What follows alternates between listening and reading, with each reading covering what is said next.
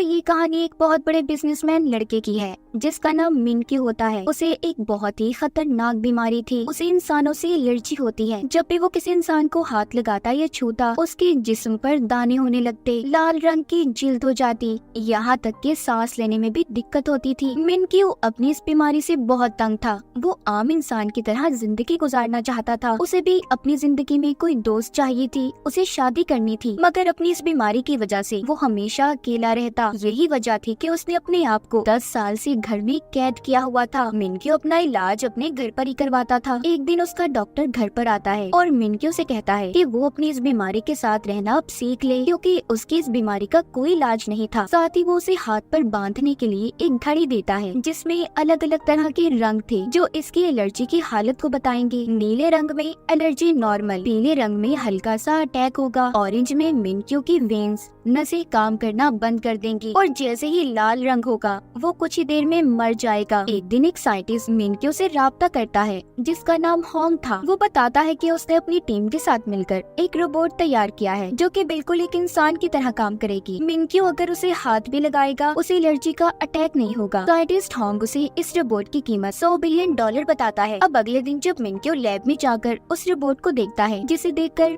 वो हैरान हो गया था। उस रोबोट को एक बहुत ही खूबसूरत लड़के की शक्ल देकर बनाया गया था। जब मिनक्यू उसे हाथ लगाता है तो उसे कुछ भी नहीं होता। ये देखकर तो वो खुश हो गया था। वो रोबोट इसको अपना नाम AJ3 बताती है। मिनक्यू इसे AJ3 रोबोट को खरीदने के लिए तैयार था और बहुत सारे पैसे इस रोबोट पर लगा देता है। अगले दिन जब साइंटिस्ट इस रोबोट को टेस्ट कर रहे थे तो एक साइंटिस्ट सोडा की बोतल को उछाल देता है जिसमें से एक बूंद इस AJ3 के अंदर गिर जाती है। बहुत बड़ा शॉर्ट सर्किट हो गया था और उस रोबोट का प्रोसेसिंग सिस्टम खराब हो जाता है जिससे वो चला करती थी। ये देखकर सारी टीम बहुत ज्यादा परेशान थी क्योंकि अगले दिन AJ3 को मिनक्यू के पास डिलीवर करना था। ये लोग उससे पैसे भी ले चुके थे। सारी टीम सोचती है कि इस रोबोट को तो ठीक करने में बहुत वक्त लगेगा, इस तरह इनकी मिनक्यू से डील भी कैंसिल हो जाएगी। इसलिए होंग को यहाँ पर एक आइडिया आता है। इसने AJ3 को अपनी एक बहुत ही पुरानी दोस्त जिसका नाम जिया होता है उसकी शक्ल देकर बनाया था, तो इसीलिए अभी उससे मिलने जाता है और सारी बात बताता है। इसका प्लान दरअसल मिनक्यू के पास जिया यानी कि असल इंसान को रोबोट बनाकर भेजने का था। पहले तो सारी बातें सुनकर जिया मना कर देती है, लेकिन जब होंग उसे पैसों की लालच देता है क्योंकि जिया बहुत गरीब थी तो इसीलिए वो इस बात को मान गई थी। साइंटिस्ट की टीम जिया को अपने लैब में ले जाकर रोबोट AJ की सारी बातें सिखाती है कि वो काम कैसे करती है, उड़ती कैसे है, पानी कैसे देती है, सब कुछ। फिर उसे उसी रोबोट की तरह सेम कपड़े पहनाए जाते हैं, बालों में विग और आंखों में लेंस लगाए जाते हैं जो कि एक कैमरा की तरह काम करेंगी, जिससे ये लोग जिया और मिनक्यू पर नजर रख सकते थे। अब खैर जिया को एक रोबोट की तरह तैयार करके मिनक्यू के घर भेज दिया जाता है। जैसे ही मिनक्यू इसके बड़े से ताबूत को खोलता है, जिया तो उसे देखकर डर गई थी। दरअसल यहाँ पर हुआ कुछ यूँ था। कुछ दिन पहले जिया ने मिनक्यू को खाना डिलीवर किया, मगर मिनक्यू को वो खाना अच्छा नहीं लगा था, इसीलिए उसने जिया को पैसे भी नहीं दिए। जब जिया ने उसे रोकने की कोशिश की तो मिनक्यू वहाँ से भाग गया ताकि जिया उसे हाथ न लगा पाए, जिससे उसे एलर्जी होगी। मगर मिनक्यू को ये सब बातें याद नहीं थी। अब ये होंग को कॉल करता है और जिया यानी कि रोबोट की इस डर और गुस्से के बारे में पूछता है। होंग ये सुनकर उसे एक कहानी सुनाता है। कहता है इस रोबोट AJ3 के 2 मोड हैं, एक ऑपरेशनल और दूसरा फ्रेंड मोड। ऑपरेशनल में वो गुस्सा और नाराज हो जाती है, जबकि फ्रेंड मोड में इंसानों की तरह बर्ताव करेगी। होंग साथ ही मिनक्यू से ये भी कहता है उसकी गर्दन के पीछे एक बटन है, तुम उसे दबा दो, सब ठीक हो जाएगा। अब मिनक्यू ऐसा ही करता है और जिया का टेस्ट लेता है। मतलब कि उसके सामने तो वो एक रोबोट ही थी ना। मिनक्यू देखना चाहता था कि ये सभी सही से काम करती भी है या नहीं। तभी होंग की लैब की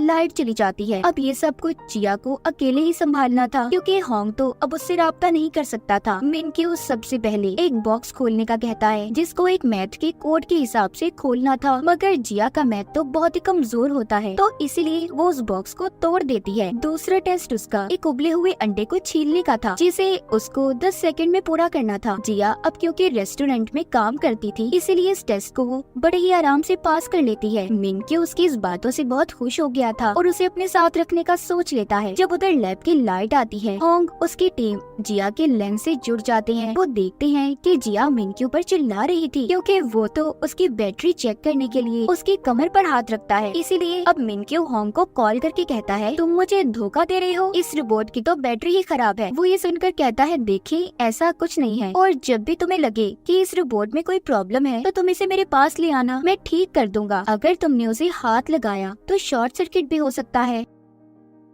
अब इसके बाद मिनक्यू जब अपने किचन में पानी पीने जाता है तो एकदम से उसका सांस बंद हो गया था। जिया भागकर उसके पास आती है और उसकी कमर थपथपाती है, जिससे वो कुछ ही देर में ठीक हो गया था। वो उससे पूछता है कि तुमने मेरी ऑर्डर हुक्म के बगैर ये काम कैसे किया। वो बताती है मेरे अंदर बहुत से फंक्शंस हैं जिनकी मदद से मैं खुद भी काम कर सकती हूँ। यहाँ पर मिनक्यू जिया को जब पहली बार हाथ लगाता है तो हैरानी की बात ये थी उसे कुछ भी नहीं होता, कोई एलर्जी नहीं। हालांकि जिया असल में तो आम इंसान ही थी ना, बस उसकी नजरों में एक रोबोट होने का नाटक कर रही थी। रात को होंग जिया को बैटरी ठीक करने के बहाने लैब में ले आता है, जहाँ पर वो उसे कहता है कि तुम जानती भी हो तुम हम सबको फंसाने वाली थी। अगर मिनक्यू सच्चाई जान जाता तो क्या होता। इस बात पर जिया को गुस्सा आता है। वो समझती है कि उसने अपना काम सही से नहीं किया, इसीलिए वो लैब से चली जाती है। जिसके बाद होंग और उसकी टीम को ये बात पता चलती है कि AJ3 रोबोट को ठीक करने के लिए अफ्रीका में भेज दिया गया है, जहाँ पर उसे 2 हफ्ते और लग सकते हैं। उसी वक्त होंग को मिनक्यू की भी कॉल आती है जो कहता है कि मुझे तुम्हारा बनाया हुआ रोबोट AJ3 बहुत पसंद आया, मैं इसे 1 महीने के लिए लेना चाहता हूँ। होंग को कुछ समझ नहीं आती कि अब वो क्या करेगा, इसीलिए वो जिया को वापस बुलाता है और कहता है कि कुछ दिन और तुम्हें रोबोट बनकर मिनक्यू के सामने रहना होगा। इसके बदले में वो उसे ज्यादा पैसे देने की लालच भी देता है और कहता है कि हर रात तुम्हें चार्ज करने के बहाने हम लैब में ले आएंगे। ये सब बातें सुनकर जिया फिर से रोबोट बनने के लिए तैयार थी। एक दिन जिया बाथरूम में जाती है, बाथरूम को मिनक्यू के महंगे परफ्यूम से साफ कर रही थी। तभी उधर मिनक्यू आ जाता है और उसे इस तरह देखकर कहता है कि रोबोट तो पानी के पास नहीं जा सकते, तो तुम ये सब कैसे कर रही हो। जिया रोबोट की तरह उसे जवाब देती है कि मैं एडवांस रोबोट हूँ जो हर काम कर सकती हूँ। तभी मिनक्यू जब मुड़ने लगता है तो वो जिया के मुंह पर आते पसीने को नोटिस करता है। ये देखने जब वो दोबारा पीछे मुड़ता है तो तभी उसका पाँव साबुन के ऊपर आ गया था, जिससे वो फिसल जाता है और उसकी कमर में चोट लग गई थी। इस तरह एक दिन जिया सफाई करते हुए मिनक्यू के ताश के पत्तों का बना हुआ घर खराब कर देती है, जिसको बनाने में उसे 10 साल लगे थे। ये देखकर मिनक्यू को गुस्सा आ जाता है। तभी जिया कहती है मेरी बैटरी 5% रह गई है और खुद ही बंद होने का नाटक करती है। मिनक्यू होंग को अपने घर पर बुलाकर पूछता है कि आखिर तुम्हारे रोबोट में क्या मसला है, उसकी गलतियों की वजह से मेरे नुकसान हो रहे हैं। होंग कहता है मुझे थोड़ा टाइम दे, मैं इसे ठीक कर दूंगा। एक दिन मिनक्यू के खास मेहमान ने घर पर आना था तो इसलिए वो जिया को बाहर निकलने से मना करता है। दरअसल उसका खास मेहमान एक लड़की थी जिसे मिनक्यू बहुत पसंद करता था। अब वो लड़की जब उसके घर आती है और मिनक्यू से मिलते हुए उसके कंधे पर हाथ लगाती है, उसको एलर्जी होने लगी थी। वो लड़की मिनक्यू की इस बीमारी के बारे में नहीं जानती थी, तो इसीलिए वो एक मीटिंग का बहाना बनाकर वहाँ से भागकर घर के अंदर आ जाता है और उस कमरे तक पहुँचने की कोशिश करता है जहाँ पर उसकी एलर्जी के इंजेक्शन थे, मगर कमजोर होने की वजह से इंजेक्शन को नहीं लगा पाता। तभी ये देखकर उधर जिया आती है। मिनक्यू जमीन पर बेहोश पड़ा था। यही से कहानी हमें उस वक्त की दिखाई जाती है जब मिनक्यू को ये बीमारी नहीं थी, उसके लिए सब कुछ नॉर्मल था। मिनक्यू ने जब ताश के पत्तों का पहला घर बनाया तो बहुत खुश हुआ। एक दिन छोटे मिनक्यू की बर्थडे पार्टी थी, बहुत से लोग जमा होते हैं, सभी बहुत खुश थे। जब पार्टी से मिनक्यू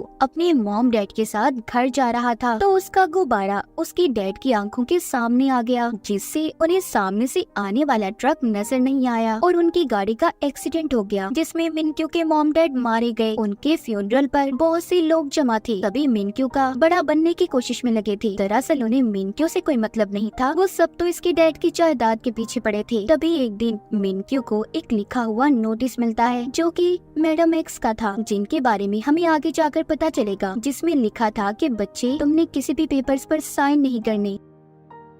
एक दिन जब वो अकेला बैठा था तो उसके पास उसका दोस्त आता है जिसके पास एडॉप्शंस के पेपर थे। वो कहता है देखो इस पर साइन कर दो, जिसके बाद तुम मेरे भाई बन जाओगे। मिनक्यू भी उन पेपर्स पर साइन कर देता है। तभी वो देखता है उसके दोस्त का हाथ एक शैतानी हाथ में बदल गया, जिससे डरकर वो वहाँ से भाग जाता है। अब उसका दोस्त अपने डैड के पास वापस आकर जब उन्हें वो पेपर्स देता है तो मिनक्यू ने आखिरी सफ़े पर अपने साइन की बजाय कुछ और लिखा था। उधर मिनक्यू अपने घर में आकर अकेला रहने लगा। उसके दिमाग दिमाग में ये बात बैठ गई कि लोग बहुत गंदे हैं, वो उसकी जायदाद के पीछे पड़े हैं, इसीलिए जब से उसे इंसानों से एलर्जी होने लगी। ये बात उसके खास डॉक्टर के अलावा कोई भी नहीं जानता था। इसी के साथ कहानी दोबारा प्रेजेंट मौजूदा दौर में आती है, जहाँ पर मिनक्यू को अब होश आ गया था। वो अपने पास जिया को पाता है, उसे बताता है कि मैंने सपना देखा, सभी लोग मेरे दुश्मन हैं। वो ये देखकर हैरान था कि वो बिल्कुल ठीक हो गया है। अब वो जिया के साथ और ज्यादा वक्त गुजारने लगा। एक दिन वो उसी लड़के से मिलने जाता है जिसे वो पसंद करता था। अब वो लड़की जाते हुए मिनक्यू से फिर से हाथ मिलाकर जाती है, तो तभी उसे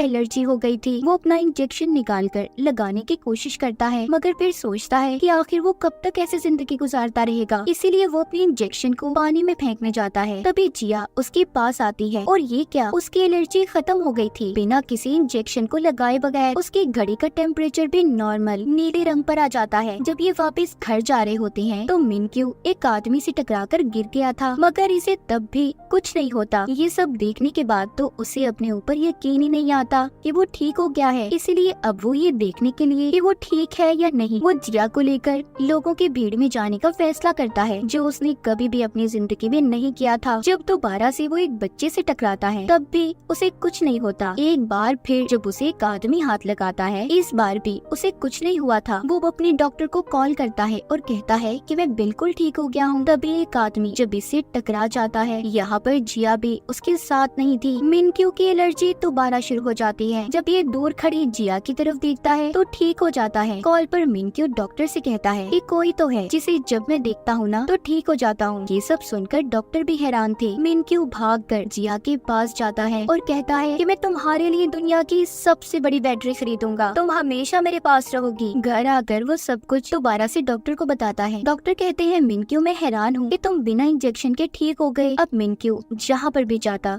जिया को अपने साथ साथ रखता। उसकी नजर में तो अब भी वो सिर्फ एक रोबोट थी। उधर लैब में दिखाया जाता है असल AJ3 रोबोट ठीक हो गई है, मगर उसे ठीक से काम करने में कुछ वक्त अभी और लगने वाला था। जब जिया को ये बात पता चलती है कि AJ3 रोबोट ठीक हो गई है तो उदास हो जाती है, क्योंकि अब इसे भी मिनक्यू के साथ रहने की आदत हो गई थी। एक दिन मिनक्यू जिया को होटल में लेकर जाता है, जहाँ पर वो लड़की अपने डैड के साथ आई हुई थी जिसे मिनक्यू पसंद करता था। वो जिया को ले जाकर एक अलग टेबल पर बिठा देता है। ये बात जिया को बहुत बुरी लगती है। जब मिनक्यू वापस आता है तो वो उसे ठीक से बात नहीं करती। अब मिनक्यू भी जान गया था कि वो तभी महफूज है जब AJ3 रोबोट यानी कि जिया उसके साथ होगी। एक दिन जब वो गैस स्टेशन पर रुकता है तो क्रेडिट कार्ड लेते हुए उसका हाथ वहाँ के वर्कर के हाथ से लग जाता है। थोड़ा आगे जाने पर जब वो इस बात को नोटिस करता है कि उसे किसी ने हाथ लगाया तब भी उसे कुछ नहीं हुआ। ये सारी बातें जब वो अपने डॉक्टर को बताता है तो वो कहते हैं देखो अब तुम ठीक हो गए हो तो उस रोबोट को भेज दो ना जिसे तुमने अपने घर में रखा है। मतलब जिया की बात हो रही थी यहाँ पर, मगर दिल ही दिल में तो मिनक्यू को जिया से प्यार हो गया था। अब वो होंग के पास जाता है और उसे अपने दिल की बात बताता है। ये बात सुनकर वो कहता है कि तुम एक रोबोट की बात कर रहे हो जिसे पहले से डिजाइन किया गया था। मिनक्यू कहता है फिर मैं क्या करूँ, मैं पागल हो रहा हूँ, कैसे भुलाऊं मैं उसकी यादों को। वो कहता है एक रास्ता है, मैं उस रोबोट की सारी यादों को डिलीट कर दूंगा जिससे वो सब कुछ भूल जाएगी और तुम भी कहीं और चले जाना। अब आखिरी बार जिया को AJ3 रोबोट बनाकर मिनक्यू के पास भेजा जाता है। दोनों एक दूसरे को देखते हैं। बाहर बहुत ज्यादा बर्फबारी हो रही थी। आखिरी बार ये दोनों बाहर घूमने जाते हैं, फिर वापस से घर आ गए थे। मिनक्यू जिया का शुक्रिया करता है कि उसने उसे ठीक कर दिया। फिर वो अपने गले से अपनी मॉम का दिया हुआ लॉकेट उतार कर पहना देता है। फिर उसके गले लगकर रीसेट का बटन दबाकर बहुत रोता है। उधर AJ3 रोबोट को भी ये बात पता चल गई थी कि मिनक्यू का फोल्डर डिलीट हो गया है। दोनों रात को एक दूसरे को याद करके बहुत रोते हैं। जिया इतना रोती है कि बीमार हो गई थी। अगली सुबह दोनों अपनी जिंदगी की नई शुरुआत करते हैं। जिया अपनी नानी के घर जाने के लिए तैयार थी।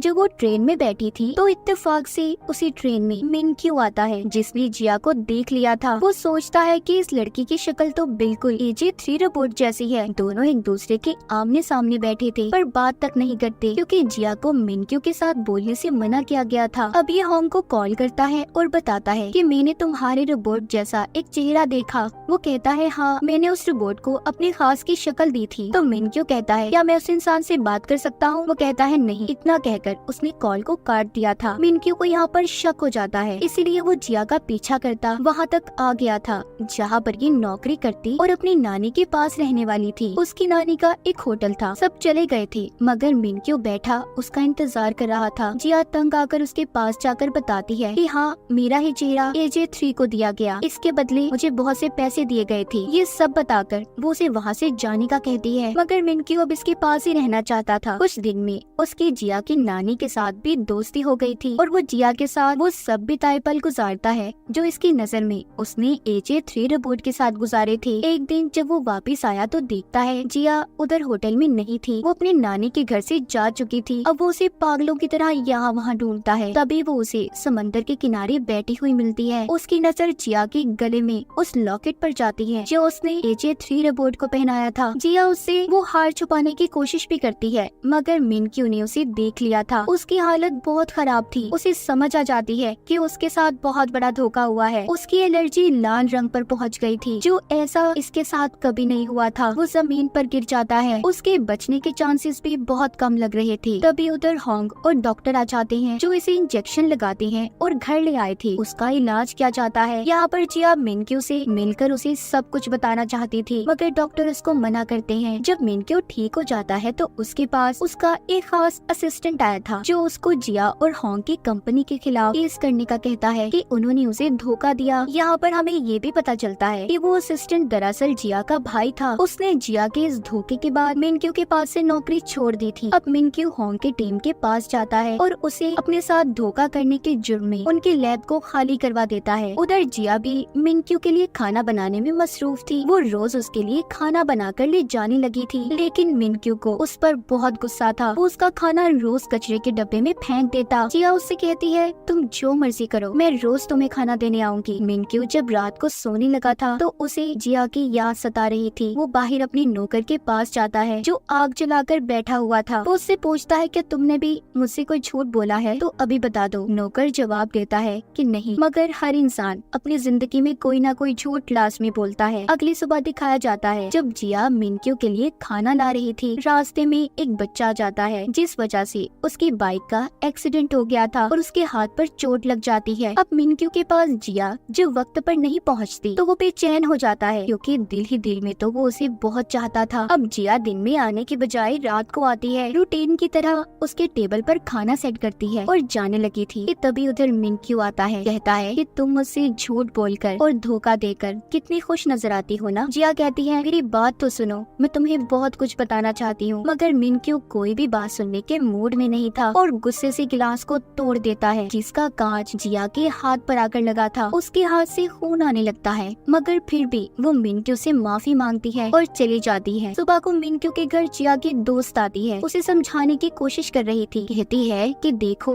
अपनी जिद छोड़ दो, नहीं तो अपनी यादों में ही कैद होकर अकेले रह जाओगे। जिया होंग की टीम के साथ ऑस्ट्रेलिया जाने वाली है, उसे रोक लो। मिनक्यू जिया के दोस्त के सामने तो नॉर्मल होने का नाटक करता है मगर मन ही मन में वो परेशान हो रहा था। सुबह होते ही जब वो उस जगह पर जाता है जहाँ पर जिया रुकी हुई थी तो वहाँ पर वो होंग की टीम के लोगों को देखता है मगर वो अपनी गाड़ी लेकर वहाँ से चला गया था और वापस अपने घर आ जाता है जहाँ पर आकर वो टीवी में खबर सुनता है। उसे पता चलता है कि आज 70 सितारे आसमान पर टूटे नजर आएंगे। जब वो अपनी छतरी बदलने जाता है तो उसे जिया की छतरी मिलती है जिसे देखकर वो दोबारा से अपनी और जिया की प्यार भरी यादों में गुम हो जाता है। उधर AJ3 रोबोट भी सही से काम करने लग गई थी। मिनक्यू ने भी अब जिया से मिलने का फैसला कर लिया था क्योंकि वो जान चुका था कि वो उसके बगैर नहीं रह सकता। वो एक चट्टान पर जिया से मिलने जाता है जहाँ पर जिया उसे बताती है मैंने रोबोट बनने का नाटक किया, तुम एक रोबोट के साथ नहीं बल्कि एक इंसान के साथ अपना वक्त गुजार रहे थे। तभी मिनक्यू को AJ3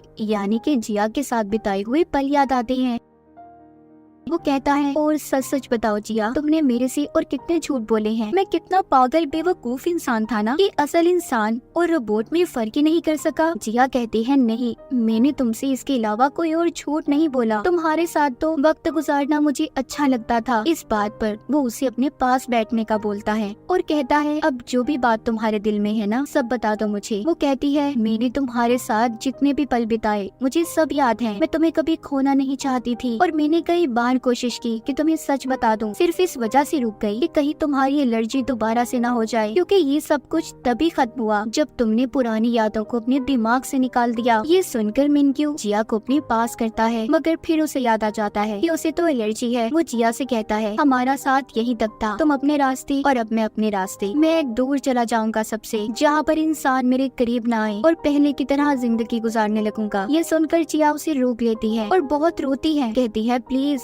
नहीं जाओ, मैंने तुमसे बहुत प्यार किया है, तुम ही वो इंसान हो जिसका मुझे मेरी जिंदगी में इंतजार था। ये सुनकर मिनक्यू जिया को गले लगा लेता है। आसमान पर बहुत से तारे टूटते हुए नजर आते हैं। सुबह दोनों लंबी ड्राइव पर जाते हैं। जब कैफे से मिनक्यू कॉफी लेता है तो देखता है उसकी घड़ी में फिर से एलर्जी का साइन शुरू होने लगा है। लेकिन जब मिनक्यू जिया को गाड़ी में सोता हुआ देखता है, उसकी एलर्जी नॉर्मल हो जाती है। फिर वो उसे घर छोड़कर जल्दी मिलने का कहता है, जिसके बाद घर आकर वो अपने डॉक्टर को कॉल करता है। डॉक्टर मिनक्यू से कहते हैं, तुम्हारी बीमारी का कोई भी मुकम्मल इलाज नहीं है, ये बीमारी कभी भी आ सकती है और कभी भी जा सकती है। अगले सीन में दिखाया जाता है एक अमीर आदमी जिसका नाम मार्टिन होता है AJ3 रोबोट को होंग से खरीदने आता है, जो अब ठीक हो गई थी। वो कहता है, इस रोबोट को मैं एक खतरनाक हथियार के तौर पर इस्तेमाल करूंगा। वो उसे होंग की टीम से ले जाता है। ये रोबोट दरअसल होंग की टीम को मार्टिन ने ही बनाने का बोला था। अब जब मिनक्यू आता है और AJ3 के बारे में पूछता है तो होंग उसे बताता है कि उसे तो मार्टिन ले जा चुका है, जो कि खतरनाक मुजरिम है। उधर मार्टिन AJ3 को एक बड़े से ताबूत में ले जाने के लिए तैयार था। जब वो उस ताबूत को खोलता है तो उसमें रोबोट नहीं थी। दूसरी तरफ वो AJ रोबोट को हम शहर में घूमता हुआ देखते हैं, जिसके पास ना ही कोई यादें थी और ना ही उसे अपने बारे में कुछ पता था। अब मिनक्यू भी अपने घर वापस आ गया था, जहाँ पर उसे छोटा सा क्यूट रोबोट हाय करता है। वो देखता है उसके किचन में जिया और होंग की टीम मिलकर खाना बना रही है। जिया उसे अपने जाने का बताती है, जो सुनकर मिनक्यू उदास हो गया था और बहाने लगाने लगता है। कहता है कि आज मौसम बहुत खराब है, उन्हें यहीं पर रुक जाना चाहिए। उधर बाहर हम AJ3 रोबोट को देखते हैं, जो अपने अंदर सेव वीडियोस को देख रही थी। एक मार्टिन की वीडियो जिसमें वो कहता है कि वो उसे एक खतरनाक हथियार के तौर पर इस्तेमाल करेगा, जबकि दूसरी वीडियो वो होंग की टीम की देखती है, जिसमें सब कहते हैं, तुम एक फ्रेंडली रोबोट हो, इंसानों की दोस्त बनोगी। अब यहाँ पर AJ3 मार्टिन की वीडियो को अपने अंदर से डिलीट करके होंग की टीम की वीडियो को रख लेती है, यानी कि उसने अपने दिमाग में इंसानों से दोस्ती बिठा ली थी। अगले सीन में हम मिनक्यू को मैडम एक्स से मिलते हुए देखते हैं। ये वही लेडी थी जिन्होंने बचपन में मिनक्यू को नोट लिखा था कि किसी पेपर पर साइन मत करना। ये हर वक्त उसकी मदद किया करती थी। अब ये से बताती है, मार्टिन एक बहुत ही खतरनाक आदमी है, अगर हमने उसे पकड़वा दिया तो बहुत से लोगों का भला हो सकता है। उसके खिलाफ सबूत एक आदमी के पास है। जिसके बाद मिनक्यू उस आदमी से मिलने जाता है और उसे सबूत देने का कहता है, पर वो आदमी थोड़ा डर रहा था। लेकिन मिनक्यू कहता है, देखिए, आपकी हिफाजत हमारी पुलिस टीम करेगी, आपको डरने की कोई जरूरत नहीं। इसीलिए वो आदमी अब मिनक्यू को मार्टिन के खिलाफ सबूत देने के लिए तैयार था। मिनक्यू ने वो सबूत पुलिस को पहुंचवा दिए थे। जिया भी मिनक्यू को ऐसी जगह पर ले जाती है जहाँ पर AJ3 को खरीदने की बहुत बड़ी डील चल रही थी। लेकिन वहाँ जाकर मिनक्यू को पता चलता है कि AJ3 रोबोट तो गुम हो गई है। उधर मार्टिन भी इस चीज से परेशान था कि AJ3 के अंदर उसकी सारी बातें रिकॉर्ड थी। उसे डर था कि इस बारे में अगर पुलिस को पता चल गया कि वो कहीं का नहीं रहेगा और पकड़ा जाएगा। इधर सड़कों पर घूमती हम AJ3 रोबोट को देखते हैं, जिसको अपने बारे में कुछ भी नहीं पता था। वो जाकर एक भिखारी के पास बैठ जाती है और उससे अपना एड्रेस पता पूछती है। उधर हर कोई इसे ढूंढ रहा था। जिया और मिनक्यू सड़कों पर उसे तलाश कर रहे थे, जबकि होंग की टीम CCTV कैमरास को चेक कर रही थी। लेकिन जल्द ही मार्टिन के आदमियों को AJ3 रोबोट की लोकेशन का पता चल जाता है। अब उसके सामने दो अजनबी लोग आकर वैन को रोककर कहते हैं कि हम तुम्हारे रिश्तेदार हैं। वो AJ3 रोबोट उनकी वैन में बैठ गई थी कि तभी पुलिस उतर आ जाती है। उन्होंने मार्टिन और उसके लोगों को गिरफ्तार कर लिया था। AJ3 को होंग की टीम अपने लैब में वापस ले आती है। तभी बहुत खुश थी कि उन्होंने रोबोट को ढूंढ लिया और गलत हाथों में जाने से बचा लिया। जिया और मिनक्यू घर वापस आकर बहुत खुश थे। होंग की टीम और सब मिलकर बैठकर खाना खाते हैं, जहाँ पर बैठे ये AJ3 रोबोट की वीडियोस देख रहे थे। जब वो बाहर इंसानों से मिली, AJ3 ने बहुत अच्छा काम किया था। होंग इन्हें बताता है कि मैं इसका चेहरा बदलने वाला हूँ। उस रात सब मिलकर आखिरी बार उसे अलविदा बोलते हैं। अब मिनक्यू भी मीडिया के सामने अपने बारे में सब बता देता है कि उसे इंसानों से एलर्जी है, लेकिन वक्त के साथ साथ सब ठीक हो रहा है। वो उन सबका शुक्रिया अदा करता है जिनकी वजह से वो ठीक हुआ था। जिया और होंग की टीम वो ये भी बताता है कि वो एक AI रोबोट पर बहुत से पैसे खर्च करने वाला है। इतना बताते ही उसकी मार्केट के शेयर इंजीनियर्स आसमानों से बातें करने लगे। अपनी जिंदगी के सही फैसले लेकर वो बहुत खुश और इत्मीनान नजर आ रहा था। वो जिया को कॉल करता है और रात को खाने पर मिलने का कहता है। अब वो जिया को बताता है कि तुम्हारा भाई अब भी मेरे पास नौकरी नहीं करना चाहता, वो इस्तीफा देने को तैयार है। जिया अब अपने भाई से मिलती है और उसकी बीवी के सामने बात करती है, जिस पर उसकी बीवी उसे नौकरी छोड़ने से मना करती है। अगली सुबह जिया का भाई मिनक्यू के पास जाकर माफी मांगता है और अपना इस्तीफा भी उसने वापस ले लिया था। इसके बाद कहानी कुछ वक्त बाद की दिखाई जाती है। होंग अब एक नया AI रोबोट लॉन्च करने वाला था। उधर जिया का भाई भी मिनक्यू की कंपनी का बहुत बड़ा मैनेजर बन जाता है। हम जिया को देखते हैं जो अपने कंपनी के लैंप्स कस्टमर्स को दिखा रही थी। कुछ देर के बाद उसने मिनक्यू से मिलने जाना था, जहाँ पर होंग की टीम और उसके भाई की फैमिली पहले ही मौजूद थी। वो उसके घर आ जाती है। उसके घर के बाहर एक गाड़ी रुकती है, जिसमें से एक फौजी उतरकर बाहर आता है। वो कोई और नहीं बल्कि मिनक्यू था, जो अब एक सोल्जर बन चुका था। जिया उसके पास आने लगती है, तभी फिसल गई थी। मिनक्यू उसे संभालता है और उसे बहुत ही गौर से देख रहा था। मतलब ये सब अपनी जिंदगी में बहुत आगे बढ़ गए थे। मिनक्यू की बीमारी भी बिल्कुल ठीक हो गई थी। इसी खूबसूरत लम्हे के बाद दोनों को मिनक्यू के घर की तरफ जाता हुआ दिखाया जाता है, जहाँ पर सभी इनका इंतजार कर रहे थे। और इसी के साथ ये सीरीज यहीं पर खत्म हो जाती है।